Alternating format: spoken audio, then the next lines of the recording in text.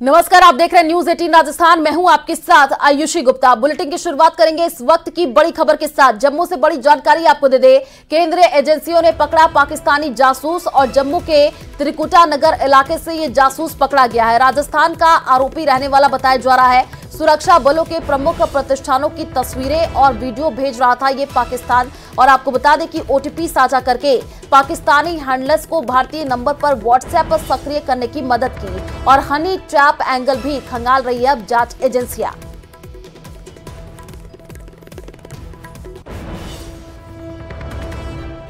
तो देखिए 30 mm की जो चाइनीज पिस्टल है ये भी मिली है। वो पिस्टल भी हम आपको टीवी स्क्रीन पर दिखा रहे हैं। तो जम्मू के त्रिकुटा नगर इलाके में ये जासूस पकड़ा गया है। केंद्रीय एजेंसियों ने ये जासूस पकड़ा है। जम्मू से ये बड़ी जानकारी आपको दे रहे हैं।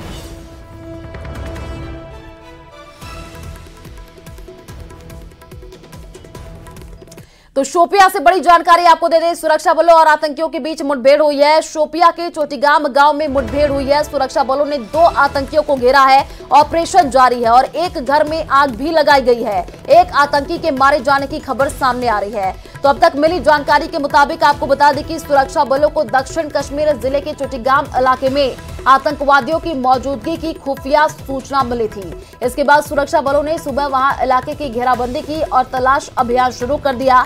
उन्होंने बताया कि तलाश अभियान उस समय मुठभेड़ में तब्दील हो गया जब आतंकवादियों ने सुरक्षा बलों पर गोलीबारी की और सुरक्षा बलों ने भी जवाबी कार्रवाई की। अब तक किसी भी पक्ष की ओर से जनहानि की कोई सूचना नहीं है।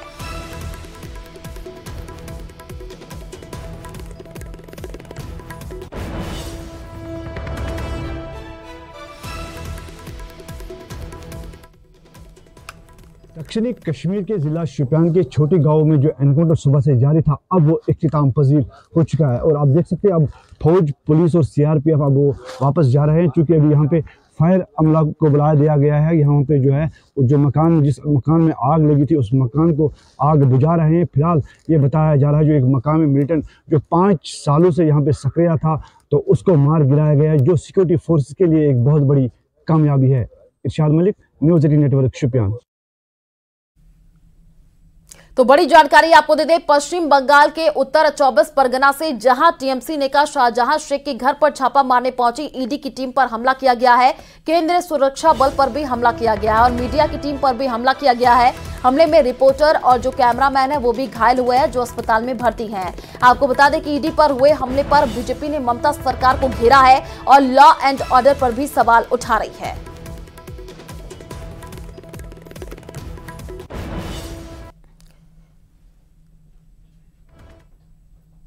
मुख्यमंत्री के नाते आपका ये जिम्मेदारी है कि सुरक्षा सबको पहुंचाए, हर एक आम जनता को, हर एक नागरिक को पहुंचाए।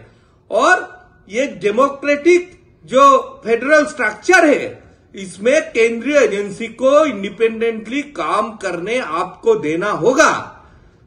ये बहुत ही शर्म का बात है और बहुत ही लज्जा का बात है कि केंद्रीय एजेंसी के ऊपर भी हमला होता है स्टेट में, जो आज तक भारत में कहीं पे ऐसा उदाहरण नहीं है। आप पदत्याग कीजिए दीदी, आपको मुख्यमंत्री रहने का कोई नैतिक अधिकार नहीं है। तो ईडी पर कथित हमले पर पश्चिम बंगाल भाजपा प्रदेश अध्यक्ष सुकांत मजुमदार ने कहा, जिस तरीके से आज संदेशखाली में ईडी पर हमला हुआ वो दिखता है कि बंगाल में रोहिंग्या घुसकर राज्य में कानून व्यवस्था के साथ क्या कर रहे हैं। इसमें कंप्लेन है और करप्शन के चार्जेस है, तो स्वाभाविक है इनके ऊपर तो ईडी का कार्रवाई होगा, क्वाइट ऑब्वियस है।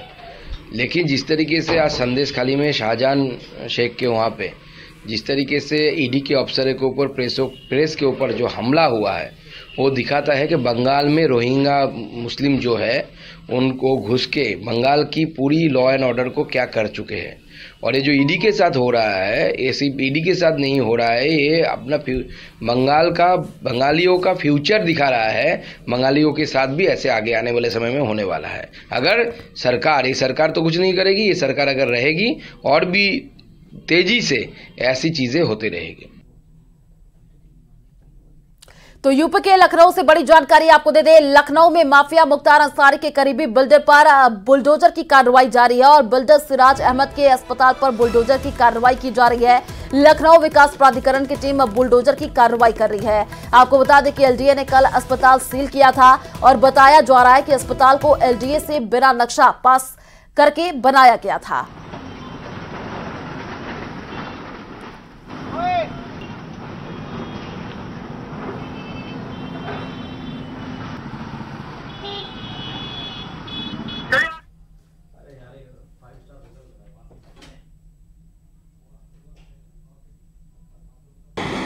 माफिया डॉन मुख्तार अंसारी के बेहद करीबी बिल्डर सिराज के यहाँ एलडीए का बुलडोजर चल रहा है। एफआई हॉस्पिटल में ये बुलडोजर चल रहा है, अवैध तरीके से बना हुआ है। मैं आपको तस्वीरें यहाँ पर लगातार दिखा रहा हूँ कि किस तरीके से एलडीए का बुलडोजर जो है वो लगातार यहाँ पर चल रहा है। एफआई हॉस्पिटल है और ये, और बताया ये जा रहा है कि यहाँ पर कोचिंग सेंटर भी चल रहा था, लिहाजा एलडीए की टीम ने यहाँ पर बाकायदे नोटिस दी हुई थी। जवाब से संतुष्ट जब नहीं हुए बिल्डर सिराज से, तो एलडीए की टीम जो है इस वक्त यहाँ पर आप देख पा रहे हैं कि बुलडोजर एक्शन यहाँ पर चलता हुआ, बुलडोजर से एलडीए की टीम जो है वो कार्रवाई करती है। और केवल एक बुलडोजर नहीं है, मैं आपको यहाँ पर अगर तस्वीरें दिखाऊं तो यहाँ पर केवल एक बुलडोजर चलता हुआ नहीं दिखेगा, एक बुलडोजर तो यहाँ है। और जरा हम आगे की तरफ जाएं तो आगे की तरफ से भी एक बुलडोजर यहाँ पर लगातार वो इस एफआई हॉस्पिटल को तोड़ने की जो कार्रवाई है वो लगातार यहाँ पर कर रही है। तो एफआई हॉस्पिटल अवैध तरीके से बना हुआ था, बिना नक्शा पास किए हुए बना हुआ था, इसलिए एलडीए की टीम ने नोटिस दिया हुआ था।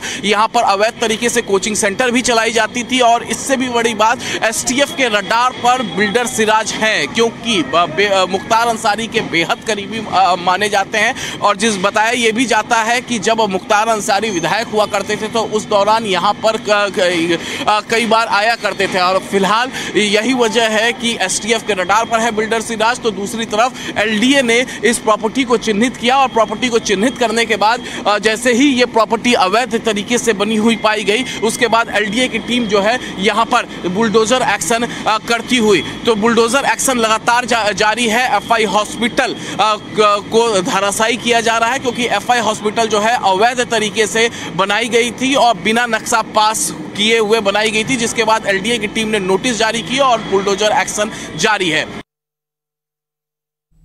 यूपी के सुल्तानपुर से बड़ी जानकारी आपको दे दें। सुल्तानपुर में पुलिस मुठभेड़ देखने को मिली है और 1 लाख का इनामी ढेर हुआ है। इनामी बदमाश विनोद उपाध्याय ढेर हुआ है। यूपी एसटीएफ ने मुठभेड़ में मार गिराया है।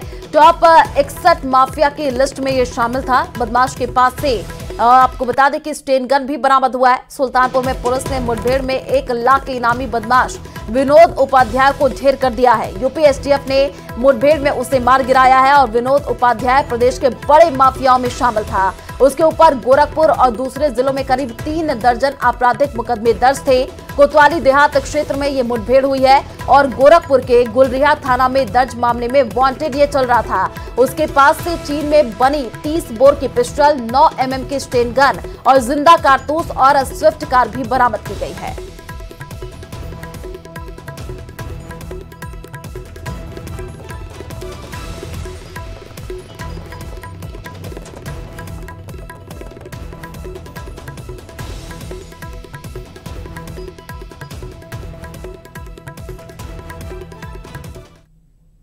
तो खबर अलवर जिले से है, जहां भिवाड़ी के घचाल गांव में अफसर अली हत्याकांड के 2 आरोपियों को गिरफ्तार कर लिया गया है, जबकि तीसरे आरोपी की तलाश तेज कर दी गई है। आरोपी आशीष ने पुलिस को पूछताछ में बताया कि वो गुरुग्राम निवासी गौरव के साथ कभी कभी उसकी बुआ के फ्लैट में नशा करने जाते थे।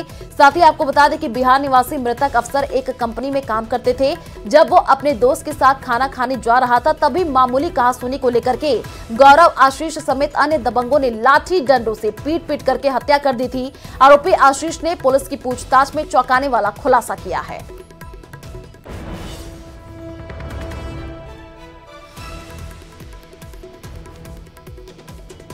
सड़क पे चलते हुए 2 युवकों पर डंडे से वार कर उनमें से एक युवक के सर में चोट आने से उसकी मृत्यु हो गई थी। 302 धारा में मुकदमा दर्ज हुआ था। घटाल गांव की घटना है, भिवाड़ी थाना क्षेत्र की। इसमें वैगनार में 3 लोग आए और साइड की बात को लेकर के उनमें बहस हुई जी।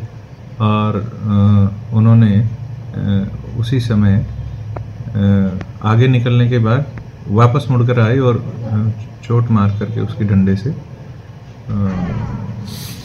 घायल किया, जिसके बाद में हॉस्पिटल में मृत घोषित कर दिया। इसमें 2 लोगों को अभी गिरफ्तार किया है, 2 युवकों को। एक मुख्य अभियुक्त है और उसका साथी है जो मारपीट में शामिल थे।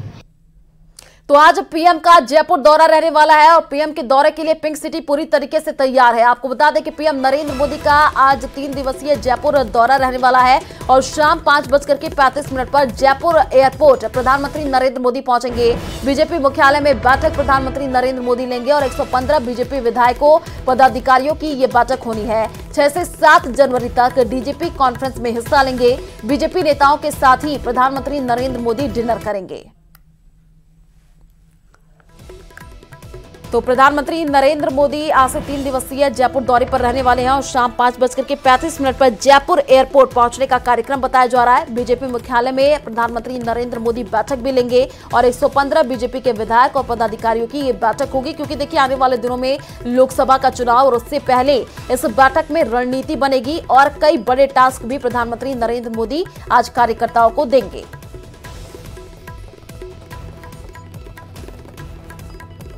देखिए, भारतीय जनता पार्टी का कार्यालय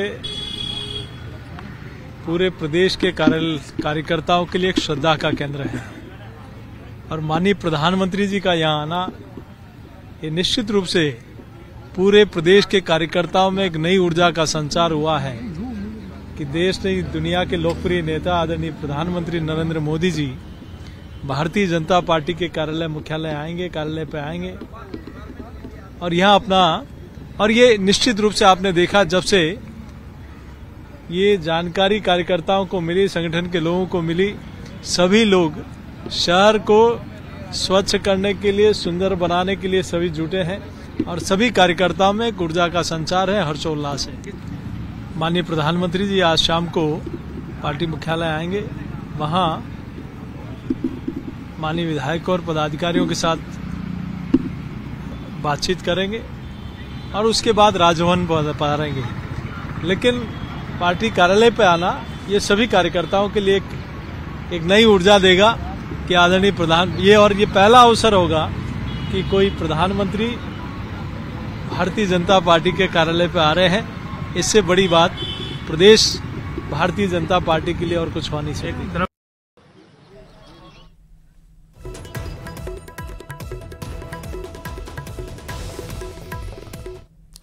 तो बड़ी जानकारी आपको दे दें, प्रधानमंत्री नरेंद्र मोदी के आज जयपुर आगमन की तैयारियां जोरों पर है। पीएम के आने से पहले जयपुर की स्वच्छता को लेकर के मेयर एक्शन में नजर आई। सुबह राउंड पर निकली मेयर ने सफाई का दौरा किया, तो साथ ही नगर निगम ग्रेटर महापौर सौम्या गुर्जर ने सफाई कर्मचारियों का मनोबल बढ़ाया। सफाई कर्मचारियों को घर से बना करके लाई चाय पिला करके उनका हौसला अफजाई की। इस दौरान महापौर ने सफाई कर्मचारियों की तरह कूड़ा गाड़ी चला करके कचरा जमा किया और शहर वासियों में स्वच्छता की अपील भी की है। डीजीआईजी कॉन्फ्रेंस को लेकर के जयपुर में पीएम की विजिट के मद्देनजर जयपुर नगर निगम ने स्वच्छता अतिक्रमण और शहर की सजावट को लेकर के खास तौर पर दिशा निर्देश दिए।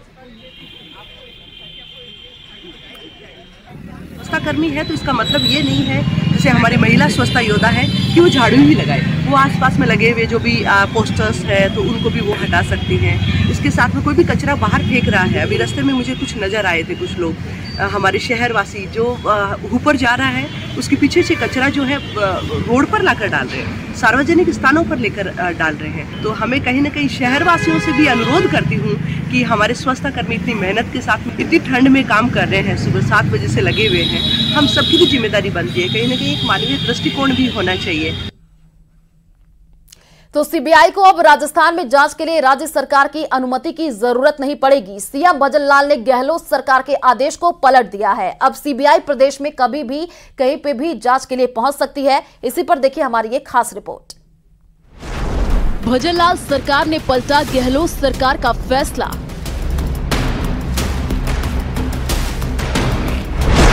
राज्य में सीबीआई को जांच के लिए नहीं लेनी होगी सहमति।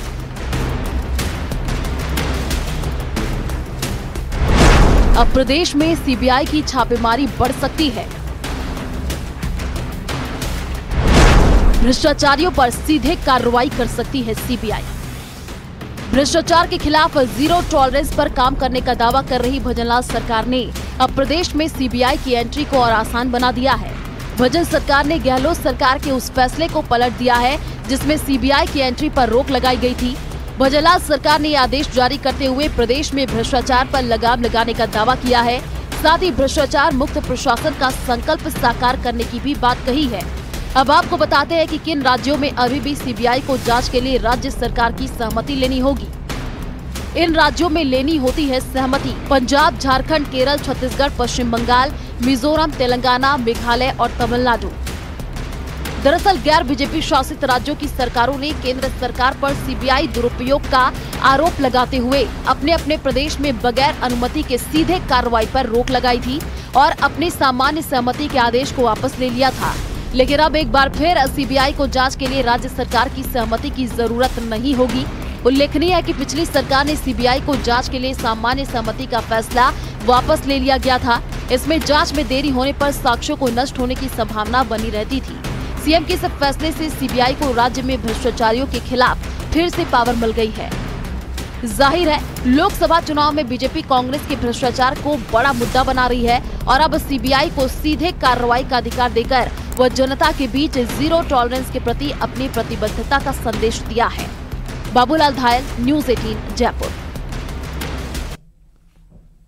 तो जयपुर से बड़ी जानकारी आपको दे दें, जयपुर में आज से शुरू होगी डीजीपी आईजी कॉन्फ्रेंस और साइबर अपराध, डेटा गवर्नेंस, आतंकवाद विरोधी चुनौतियों पर चर्चा होगी।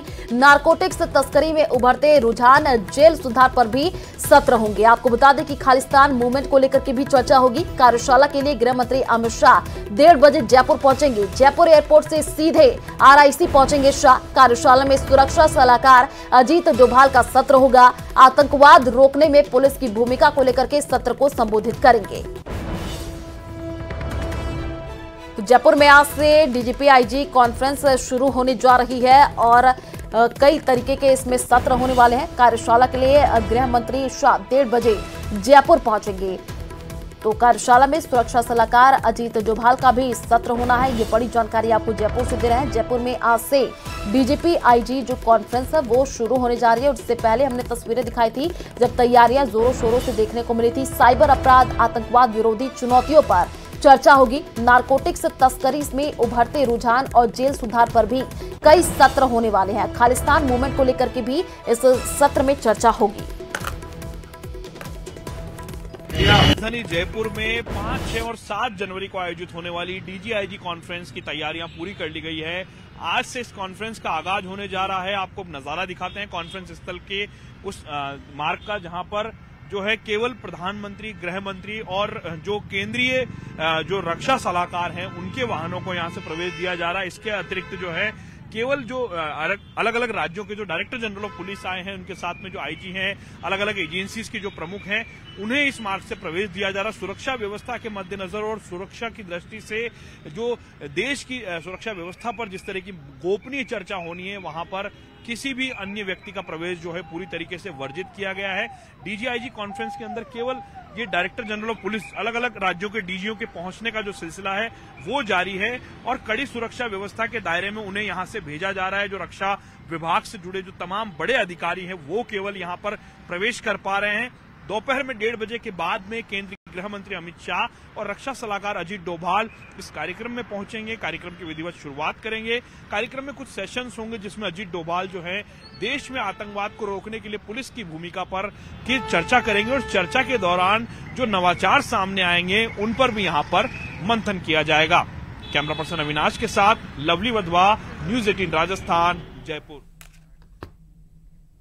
तो झुंझुनू में गुगामेड़ी हत्याकांड में एनआईए की छापेमारी मामले में बड़ी अपडेट सामने आ रही है, जहां झुंझुनू एसपी ने इस मामले को लेकर के बड़ा एक्शन लिया है। एसपी ने आपराधिक गतिविधियों पर नजर रख पाने में असफल रहने पर बीट अधिकारी और हेड कांस्टेबल को सस्पेंड कर दिया है। तो आपको बता दें कि एनआईए की रेड मामले में ये एक्शन देखने को मिला है। एनआईए की रेड के बाद से एसपी ने ये बड़ा एक्शन लिया है। बीट अधिकारी, हेड कांस्टेबल को सस्पेंड कर दिया गया है। आपराधिक गतिविधियों पर भी नजर न रखने पर अब कार्रवाई। तो गुगामेड़ी हत्याकांड को लेकर के एनआईए ने यह कार्रवाई की थी।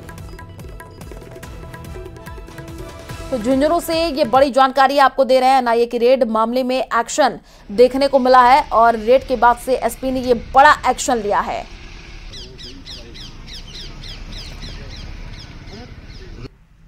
तो तस्वीरें भी हम आपको टीवी स्क्रीन पर दिखा रहे हैं। एनआईए के रेड मामले में ये एक्शन देखने को मिला है और एसपी ने ये बड़ा एक्शन लिया है और सस्पेंड भी यहां पर किया गया है।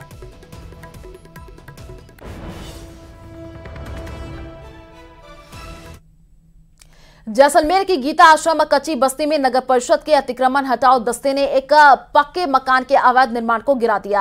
आपको बता दें कि कार्रवाई के दौरान महिलाओं ने विरोध किया। मौके पर मौजूद महिला पुलिसकर्मियों ने महिलाओं को वहां से हटाया, तब जाकर के वहां पर अवैध निर्माण को गिराया गया।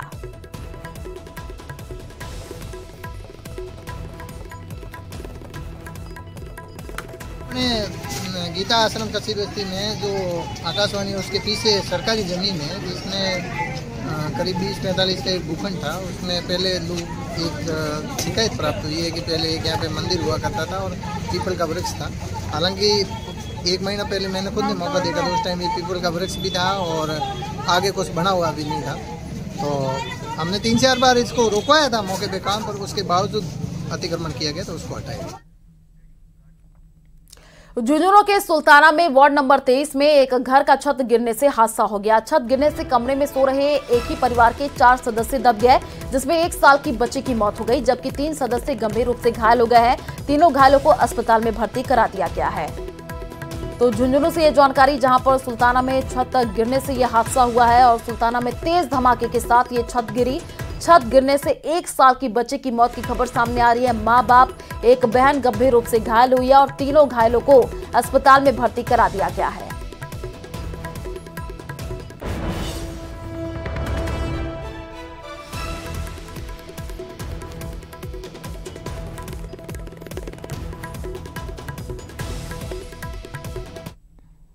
दौसा से बड़ी जानकारी आपको दे दें, पानी की टंकी पर नौटंकी देखने को मिली है। पानी की टंकी पर चढ़े बाप और बेटी। आपको बता दें कि न्याय के लिए पानी की टंकी पर चढ़े हैं और बडियाल कला गांव में टंकी पर चढ़ करके प्रदर्शन करते हुए दिखे हैं। दुष्कर्म के आरोपी को गिरफ्तार करने की मांग कर रहे हैं और 30 नवंबर को पीड़िता के भाई ने आत्महत्या की थी। भाई ने ट्रेन के आगे कूद करके आत्महत्या की थी। पुलिस आरोपी की अभी तक गिरफ्तारी नहीं कर पाई है, तो टंकी पर चढ़ करके आत्महत्या करने की भी चेतावनी दी जा रही है। तो तस्वीर भी हम आपको टीवी स्क्रीन पर दिखा रहे हैं, जहां पर देखिए पानी की टंकी पर नौटंकी देखने को मिली है। न्याय के लिए पानी की टंकी पर यहां पर बेटी और जो पिता है वो चढ़े हुए और अब प्रदर्शन किया जा रहा है। बड़ी संख्या में लोग भी यहां पर पहुंचे हैं। दुष्कर्म के आरोपी की गिरफ्तारी की यहां पर मांग की जा रही है। दौसा से ये जानकारी, जहां पर 30 नवंबर को पीड़िता के भाई ने आत्महत्या की थी, अब विरोध किया जा रहा है और भाई ने ट्रेन के आगे कूद करके आत्महत्या की थी। तो पानी की टंकी पर जो बेटी है और पिता वो चढ़े हुए हैं। न्याय के लिए पानी की टंकी पर चढ़े हैं और बड़ी संख्या में लोग पहुंचे हुए हैं। समझाइश की जा रही है लेकिन बात नहीं बन रही है। बडियाल कला गांव में टंकी पर चढ़ करके ये प्रदर्शन किया जा रहा है। दुष्कर्म के आरोपी की गिरफ्तारी की यहां पर मांग की जा रही है और विरोध किया जा रहा है पानी की टंकी पर चढ़ करके। 30 नवंबर को पीड़िता के भाई ने आत्महत्या की थी और भाई ने ट्रेन के आगे कूद करके आत्महत्या की थी। अभी जो तस्वीर हम आपको टीवी स्क्रीन पर दिखा रहे हैं, इसमें आप देख पा रहे हैं कि विरोध करते हुए यहाँ पर जो बेटी है और उसके पिता है वो नजर आ रहे हैं। पानी की टंकी पर चढ़ गए हैं। आसपास के लोग भी वहां पर पहुंच गए। समझाइश करने की कोशिश की जा रही है लेकिन अभी तक बात बनती हुई नजर नहीं आ रही है। भीड़ इकट्ठा हो गई है और पानी की टंकी पर यहाँ पर जो बेटी है और उसके पिता है वो दोनों ही चढ़ चुके हैं और यहाँ पर न्याय की गुहार लगाई जा रही है। तो एक अलग तरीके से विरोध करते हुए यहां पर नजर आ रहे हैं। तो दौसा से ये जानकारी है, जहां पर न्याय के लिए पानी की टंकी पर बेटी और पिता चढ़ गए। बेटी को न्याय दो, बाबा को न्याय दो। डी के टारा गांव में साइबर क्राइम के आरोपी को पकड़ने गई पुलिस पर ग्रामीणों ने पथराव और फायरिंग कर दी। इस दौरान कई पुलिसकर्मी चोटिल हो गए हैं। दरअसल अब पुलिस ऑनलाइन ठगी के आरोपी इरफान मेव को पकड़ने के लिए गांव टारा में गई थी। इसी दौरान ग्रामीणों ने पुलिस को घेर लिया और पथराव किया। पुलिस ने कुछ ही देर बाद कार्रवाई करते हुए करीब 6 से अधिक लोगों को गिरफ्तार किया है, जिसमें 3 से 4 महिलाएं भी शामिल बताई जा रही हैं। अन्य आरोपियों की तलाश में अब पुलिस जुटी हुई है।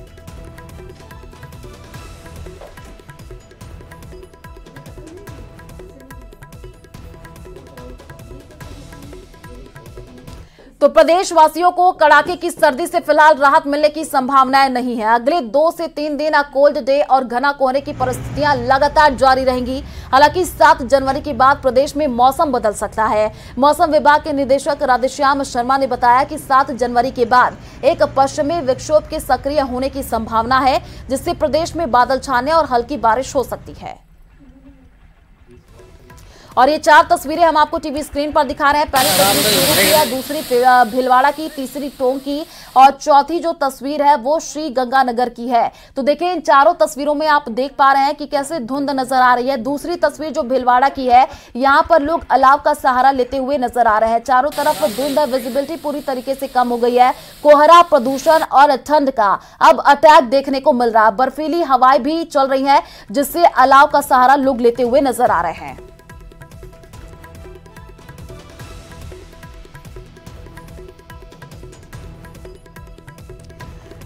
तो बर्फीली हवाएं चल रही है, ठंड और भी ज्यादा बढ़ गई है। ये ठंड प्रचंड है क्योंकि मौसम का ट्रिपल अटैक है। कोहरा भी देखने को मिल रहा है, चारों तरफ धुंध नजर आ रही है। 4 तस्वीरें टीवी स्क्रीन पर है, चूरू, भीलवाड़ा, टोंक और श्री गंगानगर की, जिसमें देखिए आपको विजिबिलिटी पूरी तरीके से कम नजर आ रही है और कुछ भी सड़कों पर दिखाई नहीं दे रहा है।